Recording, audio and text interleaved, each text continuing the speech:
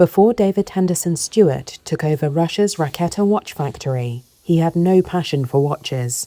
In fact, he didn't even wear one. My idea was just to find a Soviet brand, just any brand. It could have been clothes, it could have been a Hoover, it could have been just anything.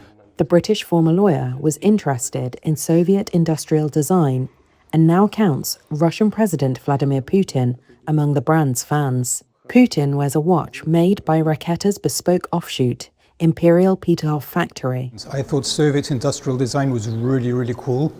It was very unique, something that I had never seen in the West. On his first visit to the factory outside St. Petersburg, Henderson-Stewart says its few remaining watchmakers were huddled in winter coats over vintage equipment. In the big times, in the 70s, the 80s, Raketa was a massive factory. There were 7,000 watchmakers. They produced more than 5 million mechanical watches every year. When I first stepped into Raketa, it was a dying manufacturer with not more than 25 very old watchmakers working in terrible conditions. It was winter. I remember it was very, very cold. In the 16 years since his takeover, Raketa has pivoted to high-end watches with an emphasis on made-in-Russia credentials that has paid off. Public records show Raketa posted profit of $1.4 million in 2025, over 15% more than in 2024.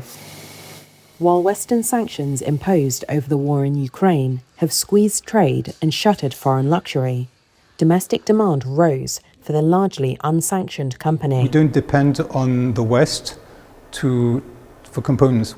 And sales continued to Europe and the Middle East.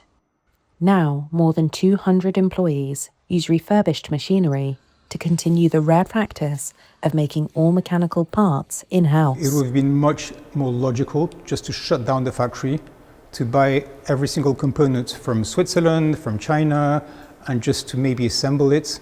That would have been much more logical. But it was not interesting for me. The soul of the project of Raketa is the manufacture. Our manufacture is 300 years old, so we had to keep it.